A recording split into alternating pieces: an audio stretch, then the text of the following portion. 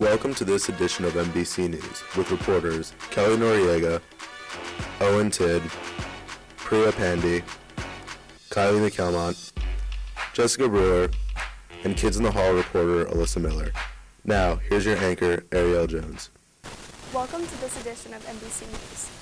Our crew has been out searching for the most interesting stories here at MHS, and in our first story today, MBC reporter Kelly Noriega introduced us to an artistic junior who not only creates art on the canvas, but actually expresses her artistic ability with her prom dress. With this winter wonderland Mason is experiencing, it's easy for students at Mason High School to see prom as a long way away. But for junior Maeve Morris, it seems right around the corner. This year, Maeve decided to produce a piece of artwork that she could wear by making her own prom dress. Well, I make my own prom dress for a lot of different reasons, mostly because I can. But when I make my own prom dress, I can get exactly what I want, which is so hard to find in stores because when you go dress shopping, it's like it's too long or it doesn't fit right or there's like this one part that you don't like. But when I make it myself, it's exactly what I want. So I started making like my homecoming dresses for myself just because my mom offered up the idea and I thought it was better than anything. I've had a lot of difficulties finding the right material I like. The material I actually got today was a compromise. I was looking for a really nice lace, but being Cincinnati, like there aren't tons of fabric shops around here. What I'm planning to do is have a sweetheart neckline, and it'll have straps, of course, because I made the mistake of wearing a strapless dress at homecoming freshman year. I really like the look of backless dresses, but again, since you're at prom and you're dancing, like it has to still be supportive.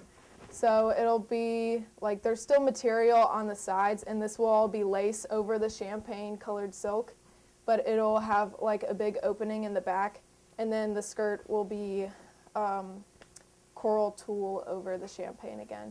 So it's not going to be totally fitted, which I know is so popular now, but I really just wanted something different.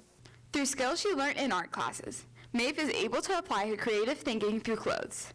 Maeve's mother taught her all the basic skills, and now Maeve is learning to work independently, formulating her own process. Well, it starts out with looking at pictures on the internet, seeing what I like and what I think would fit me well, and then I have to actually draw it so my mom can understand like what kind of fabric we really need and what needs to go on with the engineering of the dress.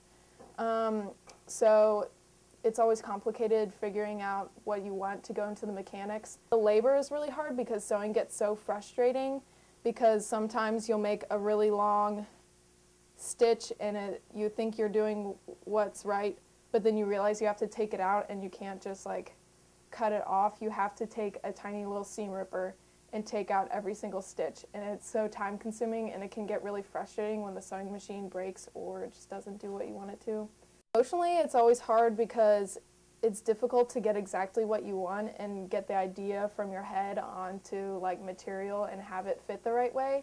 I really like structured bodices for the tops of my dress, but because it's so hard to like do boning and like basically make a corset that I have to make compromises for that. So it's emotional when it doesn't turn out the way you want it, but I mean it usually turns out fine. With hard work and help from her mom with the seamstress skills, Maeve begins her journey of making her prom dress. I'm Kelly Noriega, MBC News. Mason students are well known for excelling in academics. However, some students decided to take it a step further and go beyond the classroom. Here's NBC reporter Priya Pandey with the complete story. Mason High School is known for its challenging academics and determined students. However, a select group of students take it a step further by applying their knowledge of math and science to a competition. Many students work their hardest to make experiments ranging from determining DNA and finding new innovations for windmills. Young scientists have a passion for thinking outside the box, preparing themselves for their future. Biology is what's interested me through science fair, so it's like something I've been introduced with through science fair, and it's like I find it more interesting because I've explored it before and I know what the different aspects are that I want to go into if I want to do biology.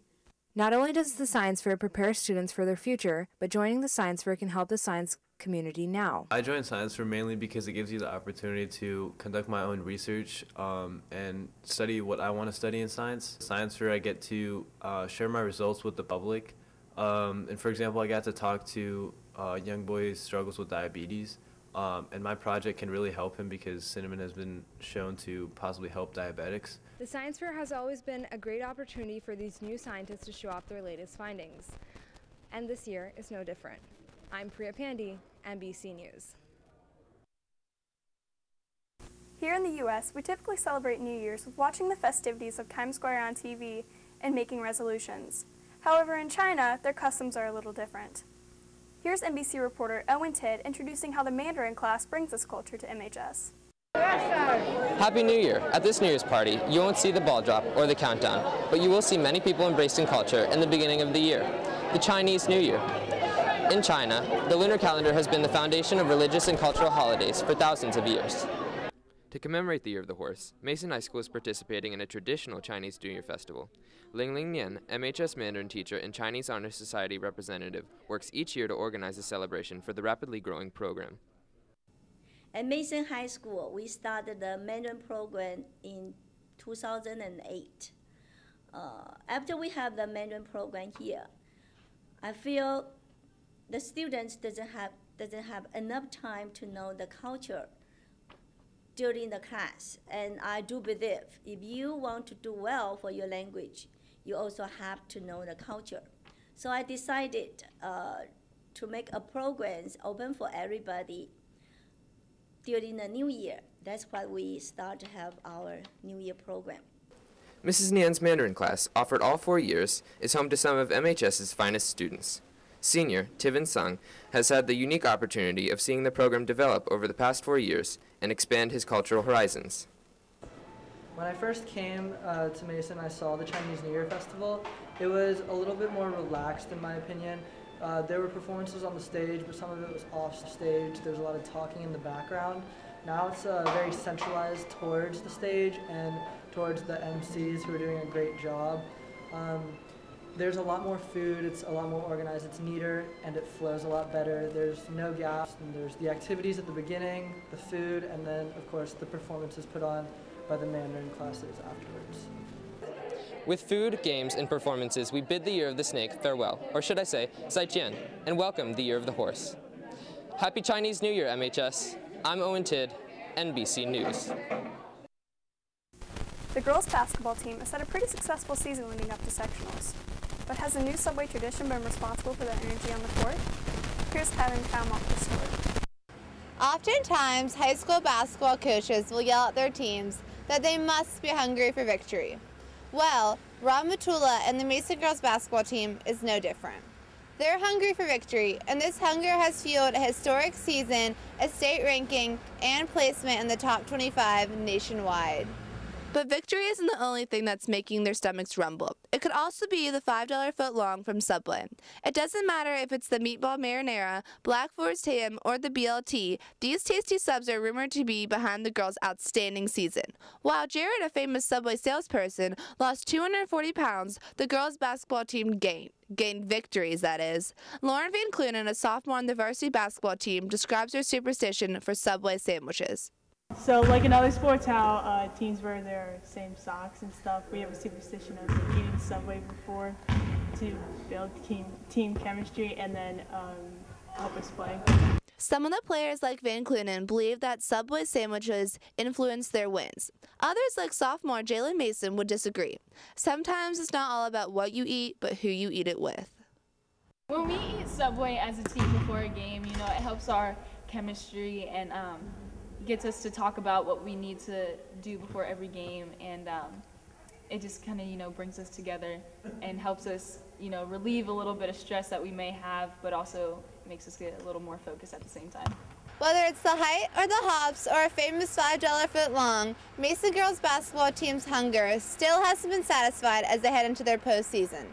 Either in the gym or in the deli, these girls are still craving a victory that has yet to be tasted. I'm Kylie McCallum, NBC Sports. The girls swimmers and basketball players have both had pretty successful seasons. But what would happen if they were put out of their elements and traded sports for a day? Here's NBC reporter Jessica Burrow with the story. Mason swimmers aren't exactly known for their skills on land, and the basketball team hasn't yet gained their gills. These two teams have achieved tremendous honors this season. The swimmers are GMC champs, and the basketball team is nationally ranked with minimal losses. So we thought it would be cool to see what happens when the roles are reversed. MHS senior Haley Vorhair learned swimming isn't as easy as it seems. I thought swimming was really hard. I hated that they made us dive in the pool. That was horrible. I hit my stomach every time I did it. It was also really hard. They made us do this thing called a corkscrew where you go from freestyle to backstroke, and I couldn't even do it. And then they tried to make us do a flip turn, I think they called it, where you when you get to the edge of the pool, you hit flip and hit it and go backwards, and I couldn't. I just couldn't do it. MHS sophomore Sydney Sinchek discovers she prefers the water rather than the land. Yeah, I thought basketball was actually really easy, but then I found out that it's actually really hard.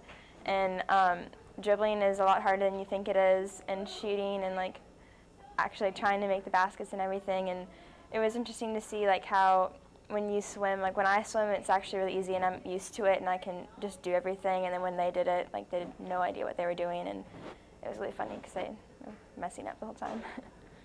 Little things like dribbling on the court and kicking in the pool tend to define the success of the player. Even though these two teams have had highly successful seasons, when the playing fields are flipped, they seem to need some practice. I'm Jessica Brewer, MBC Sports. Do you remember as a child daydreaming about what your superpower would be?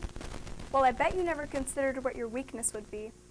NBC reporter Alyssa Miller brings you this edition of Kids in the Hall. Superman's secret weakness was kryptonite, Spider-Man had a thing for redheads, and the great mythological warrior Achilles' downfall was a tendon just above his heel. It seems like all great superheroes have their own Achilles heel. So we ask you, the kids in the hall, if you were a superhero, what would your weakness be? Boys with dimples. Naps. Burgers. Fries. Free food. Every time I would see a McDonald's, I would stop. It doesn't matter if there's a robot attacking us. I would eat Bunnies. pants. When girls are just too attractive. Any hot guy. I wouldn't be if there's Wonder Woman or whatever, if I had to go up against her, I'd be I'm screwed. It'd be horrible. Pop-Tarts. Jennifer Lawrence, because if I'm fighting crime, I see Jennifer Lawrence in the streets, I lose. Megan Fox. Girls. If I was a superhero, I would be Beyonce, so my weakness would be nothing. Hot villains. Boys. Chocolate. Bees and burnt toast. Maureen Sullivan. My weakness would be the women. As you can see, even our own hallway superheroes have their own weaknesses. And since there's a McDonald's on every street corner and girls and guys all over the place to tempt them, I'm not sure we're really in good hands with these hallway heroes. I'm Alyssa Miller, MBC News. Thank you for joining us for this edition of NBC News. As always, we're committed to bringing you the news of people making the news in Comet Country. For everyone in front of and behind the camera, I'm Ariel Jones.